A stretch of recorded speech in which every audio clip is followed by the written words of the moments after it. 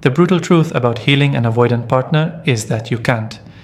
Their attachment wounds are theirs to heal, their trauma is theirs to process, and their growth is their responsibility to pursue or avoid. No amount of your love, patience, understanding, or perfect behavior can force someone to confront their patterns, do their internal work, or choose vulnerability over the safety of emotional distance. But what you can do is create conditions that make healing feel possible rather than threatening. Model security they've never experienced and become the kind of presence that challenges their beliefs about relationships being dangerous, while respecting that transformation is ultimately their choice. Every well-intentioned strategy that focuses on fixing, changing, or healing your avoidant partner is doomed to fail because it positions you as their therapist rather than their partner, makes their growth your project rather than their journey, and paradoxically creates the very pressure and overwhelm that triggers their avoidance patterns. The more you try to heal them, the more they'll resist your efforts, because their trauma interprets your healing attempts as evidence that you find them broken, unacceptable, or in need of repair to deserve your love. The strategies that actually create conditions for avoidant healing look nothing like traditional relationship advice suggests.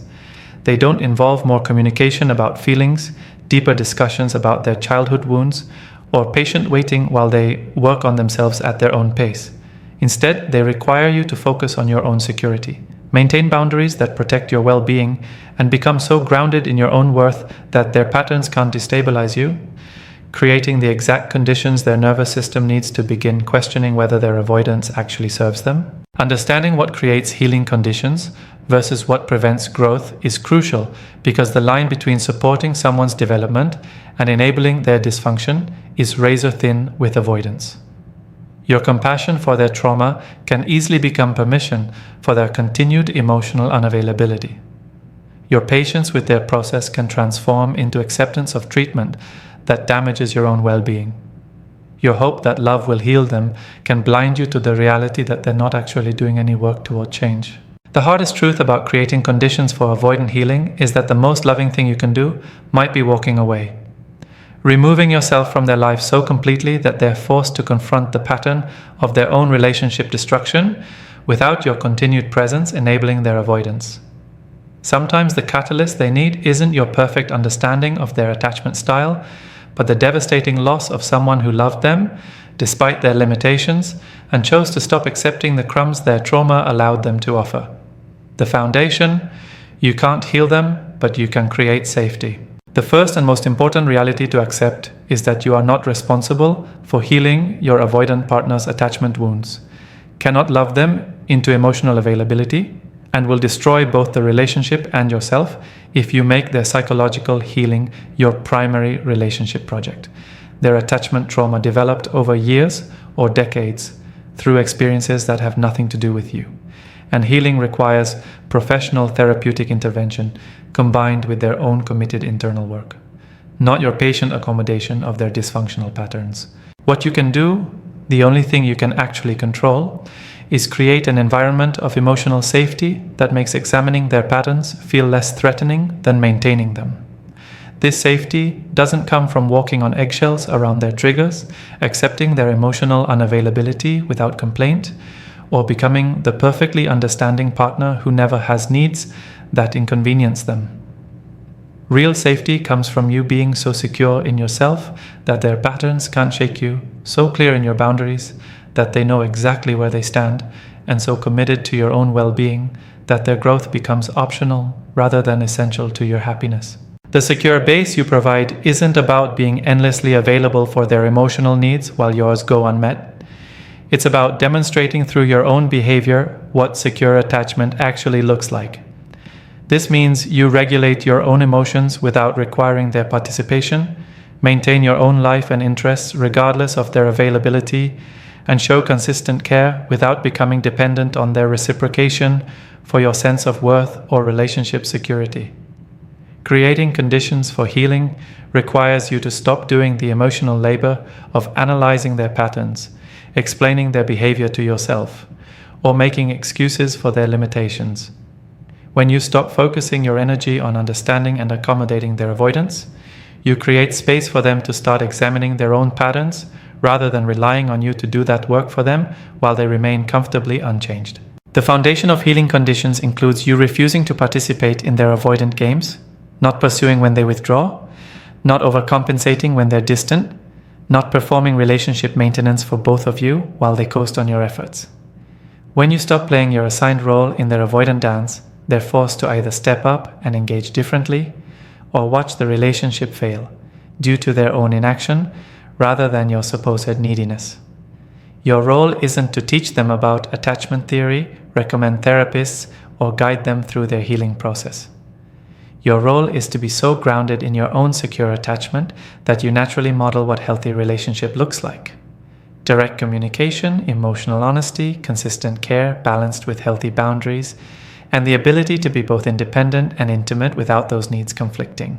Creating safety paradoxically requires you to stop making their comfort your primary concern and start prioritizing your own emotional well-being with the same energy you've been investing in managing their triggers and accommodating their limitations. When they see you valuing yourself appropriately, maintaining your standards, and choosing your peace over their comfort, they begin to understand that healthy relationships require mutual effort rather than one person's endless accommodation. The most important aspect of creating healing conditions is accepting that you cannot make someone ready to heal, cannot force someone to examine their patterns, and cannot love someone into doing work they're not willing to do for themselves. Your job is to create conditions where healing becomes possible, not to ensure it happens, control the timeline, or take responsibility for outcomes that are fundamentally about their choices rather than your strategies. Stop chasing. The power of secure presence over pursuit. The single most powerful thing you can do to create conditions for avoidant healing is to completely stop pursuing them when they withdraw. Stop analyzing their behavior for hidden meanings, and stop trying to maintain connection through your effort alone. Every time you chase their withdrawal, you confirm their core belief that relationships are overwhelming and that people want too much from them, reinforcing the exact patterns you're hoping they'll examine and change through your patient understanding. Your pursuit, no matter how loving, patient, or well-intentioned, triggers their nervous system's threat response because it mirrors the childhood experiences that created their avoidant attachment in the first place. When caregivers were inconsistent, overwhelming, or invasive with their attention, the developing child learned that other people's needs and emotions feel dangerous and require defensive distance. Your chasing reactivates this trauma response, making you feel like the threat they need to escape rather than the safe person they could learn to trust. The secure presence that actually creates healing conditions looks radically different from pursuit. It involves you remaining warm and available when they engage, while completely accepting their withdrawal without taking it personally, analyzing it obsessively, or trying to force reconnection before they're ready. This means when they pull away, you simply continue living your full life with the same energy and satisfaction you had before their distance, demonstrating that your well-being doesn't depend on their emotional availability. Watch what happens to their nervous system when you stop chasing. The pressure that triggered their flight response disappears, creating space for them to actually feel your absence rather than simply feel relief from relationship demands. When you're not pursuing, they can't blame their distance on your neediness or use your anxiety as justification for their withdrawal. They're forced to sit with their own patterns without your pursuit providing the distraction and validation that keeps them comfortable in their avoidance. Secure presence means you respond warmly when they reach out, but don't initiate contact when they're in withdrawal mode. You remain open to connection when they're available, but build your own fulfilling life when they're not. And you treat their patterns as information about their capacity rather than problems you need to solve through perfect understanding and accommodation. This approach removes the reward system that makes their avoidance work. They can no longer get consistent attention and relationship benefits while maintaining emotional distance. The magnetic pull of someone who doesn't need them to change is far more powerful than the pressure of someone trying to heal them. When you demonstrate through your behavior that you're fine whether they show up or not, interested but not desperate, available but not waiting, you become the first person in their life whose presence doesn't feel like a demand for emotional labor they can't provide. This lack of pressure creates the psychological safety where examining their patterns becomes possible rather than threatening. Stopping the chase requires you to genuinely detach from the outcome of their healing journey, releasing your investment in whether they grow, change, or become emotionally available enough to meet your needs. This detachment isn't cold or punishing. It's the recognition that their healing is their responsibility and that your happiness cannot depend on their psychological transformation occurring on your preferred timeline. Your secure presence includes you making decisions about your own life and happiness without waiting for their participation or approval, pursuing your goals, maintaining your friendships, building your career, and creating fulfillment that exists completely independent of their emotional availability or relationship status. When they see you thriving without needing them to be different, they're confronted with the reality that their avoidance might cost them someone who doesn't actually need them but chooses them anyway. The power of not chasing extends to you refusing to do their emotional work for them, not explaining their patterns to them, not recommending resources for their healing, not managing their therapy journey or self-improvement process. When you stop being their emotional project manager, they're forced to take ownership of their own growth or accept that their patterns will continue destroying their relationships without your intervention saving them from consequences.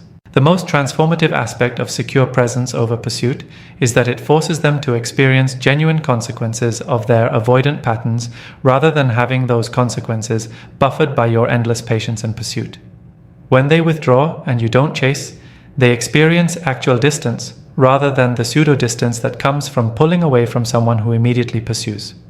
This authentic experience of their own patterns creates the discomfort that might eventually motivate change rather than the comfortable dynamic where they get space while you do all the relationship work. Model security. Become what they never experienced. The most powerful healing condition you can create doesn't come from understanding their attachment trauma or accommodating their limitations. It comes from embodying secure attachment so consistently and naturally that you become living proof that their core beliefs about relationships being dangerous, people being unreliable, and vulnerability leading to devastation aren't universal truths but trauma-based distortions that don't apply to everyone they might love. Your secure attachment modeling begins with how you handle your own emotions, regulating yourself without requiring their participation, processing your feelings through your own resources and support systems, and demonstrating that emotional experiences are manageable rather than overwhelming catastrophes requiring someone else to fix or prevent. When they watch you navigate difficult emotions without falling apart or requiring them to rescue you, they see evidence that feelings aren't the dangerous threats their trauma taught them to avoid. The consistency you demonstrate becomes the antidote to their childhood experience of unreliable caregiving, where love was conditional, attention was unpredictable, and safety was temporary. When you show up with the same warmth and care, whether they're being their best or worst self, whether the relationship is easy or challenging, whether they're meeting your needs or struggling with their limitations, you provide their nervous system with repeated experiences that contradict their belief that people's love is conditional and temporary.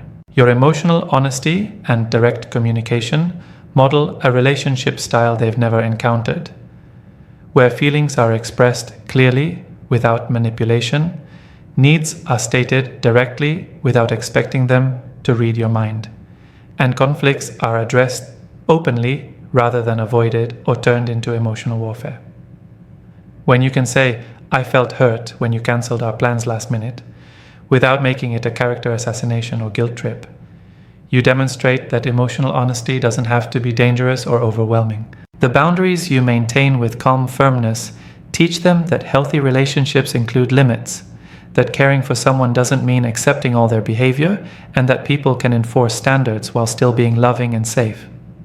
When you say, "I need 24 hours notice for plan changes," or "I'll make other arrangements," and actually follow through without anger or punishment, you show them that boundaries create structure and safety, rather than conflict and control.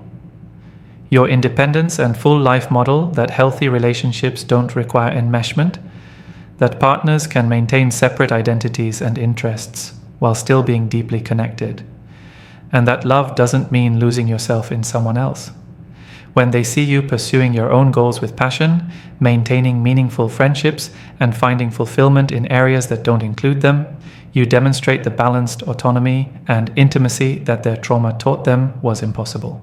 The way you handle their avoidant patterns reveals whether secure attachment actually exists, when you can remain calm and centered during their withdrawal without chasing or punishing, when you can give space without taking their need for distance personally, when you can welcome their return without making it about how their absence affected you, you prove that someone can love them without being destabilized by their patterns.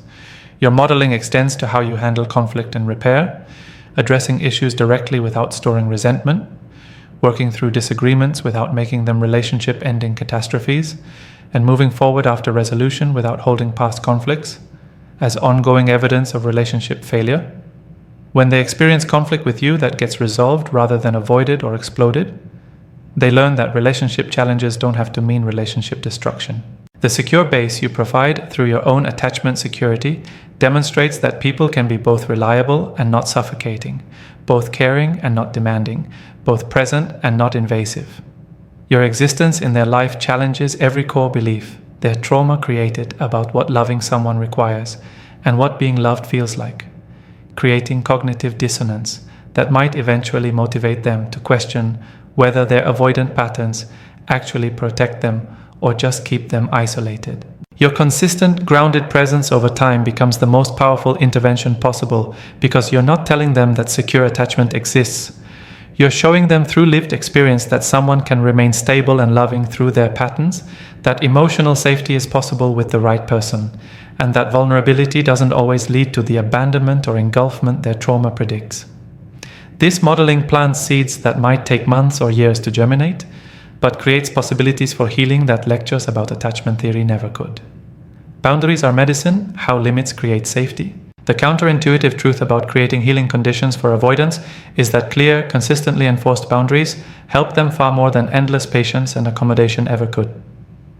When you maintain firm limits about what you will and won't accept, you're providing the structure and predictability their chaotic early attachment experiences never offered, teaching them through experience that healthy relationships include standards, consequences, and mutual respect, rather than one person's unlimited tolerance for poor treatment.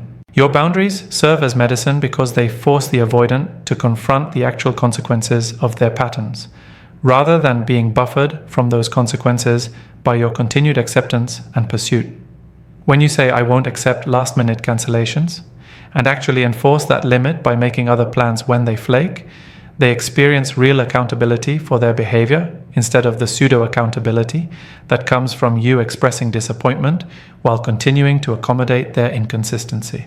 The clarity of your boundaries eliminates the ambiguity that allows avoidants to remain comfortable in their dysfunction. When they know exactly what you will and won't accept, they can no longer hide behind confusion about your needs or claim they didn't know their behavior was problematic. Your clear limits make their choices simple. Either meet your standards or accept that their patterns will cost them the relationship, removing their ability to blame relationship failure on incompatibility or your excessive needs. Boundaries create safety for their nervous system in ways that accommodation never can, because predictable limits provide the structure that helps them regulate their own behavior and understand the relationship's parameters. When they know that certain actions will result in specific consequences, not through your anger or punishment, but through your calm follow-through, they experience the kind of predictable structure that helps anxious nervous systems feel more secure rather than less. Your enforcement of boundaries demonstrates self-respect that models healthy relationship behavior they likely never witnessed growing up. When you value yourself enough to maintain your standards, regardless of whether they can meet them, you teach them through example that people who care about themselves don't accept treatment that violates their needs, that self-worth isn't negotiable based on someone else's capacity, and that love doesn't require self-abandonment. The limits you set paradoxically create more freedom for them than unlimited acceptance, because clear boundaries eliminate their need to constantly manage your potential reactions or walk on eggshells wondering when you'll finally reach your breaking point. When you're clear about your limits from the beginning, they know exactly where they stand and can make informed choices about their behavior rather than living in anxiety about when their patterns will finally exhaust your patience. Boundaries work as medicine specifically because they interrupt the enabling dynamic where your accommodation allows them to avoid confronting their patterns while still receiving relationship benefits. When you stop accepting breadcrumbs, stop making excuses for their limitations, and stop doing the relationship work for both of you, they're forced to either step up and engage differently or watch the relationship fail due to their own choices rather than external circumstances. Your calm, consistent boundary enforcement teaches them that consequences don't have to be delivered through anger, punishment, or emotional manipulation. They can be natural results of behavior that violate relationship agreements. When you simply follow through on stated consequences without drama or attacks on their character, you model mature conflict resolution they likely never experienced in their chaotic early attachment relationships. The boundaries you maintain around your own emotional energy and well-being demonstrate that healthy relationships require mutuality rather than one person's endless emotional labor. When you stop overcompensating for their emotional unavailability, stop managing their feelings about your needs, and stop accommodating their patterns at the expense of your own peace. You create conditions where they must contribute equally or accept that the relationship can't be sustained through your effort alone. The most powerful aspect of boundaries as medicine is that they force avoidants to choose. Either examine their patterns and do the work required to show up differently, or lose someone who demonstrates through their boundaries that they know their worth and won't sacrifice it indefinitely for someone who can't reciprocate basic relationship standards. This choice, presented clearly through your boundaries, rather than demands for change, creates the internal pressure that might eventually motivate their healing journey. Know when to walk away, the ultimate act of love.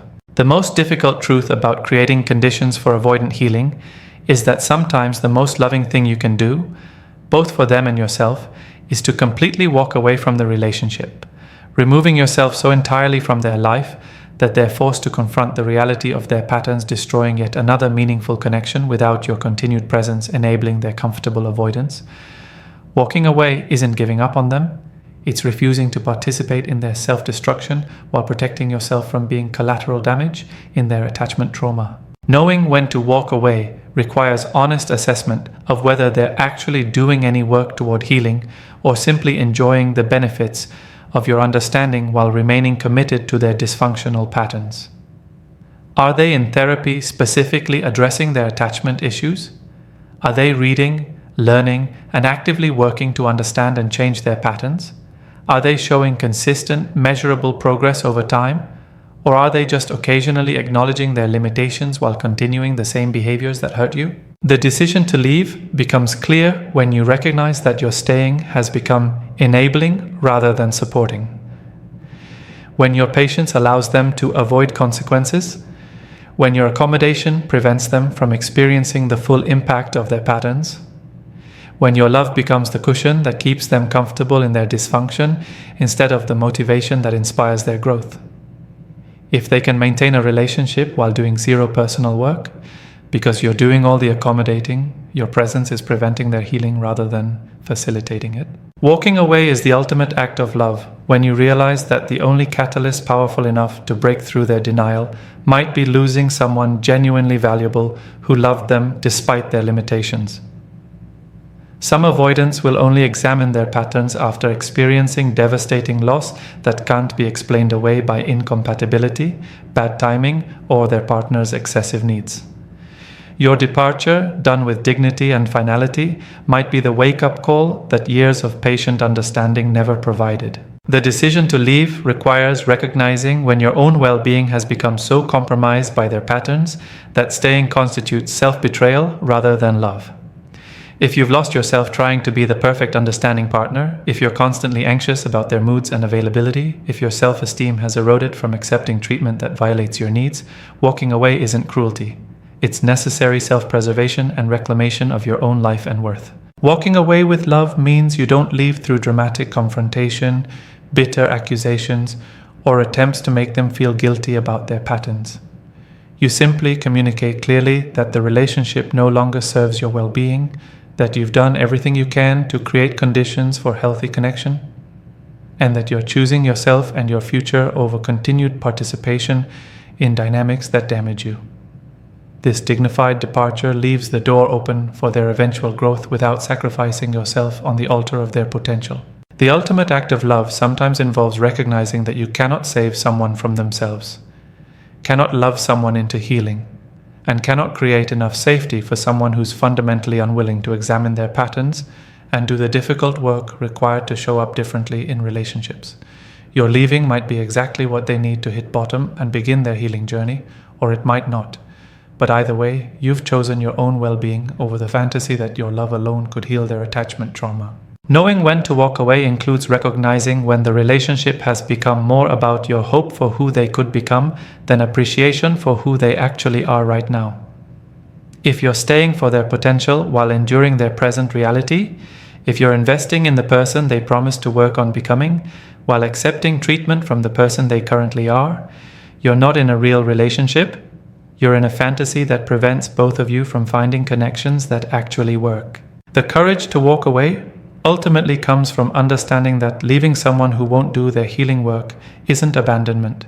It's allowing natural consequences to motivate growth while protecting yourself from being destroyed by someone else's refusal to address their patterns. Sometimes the most loving thing you can do is stop preventing them from experiencing the full weight of their choices. Stop cushioning the fall that might finally convince them to examine why they keep sabotaging meaningful connections. And stop sacrificing yourself for someone who isn't willing to sacrifice their comfort for growth.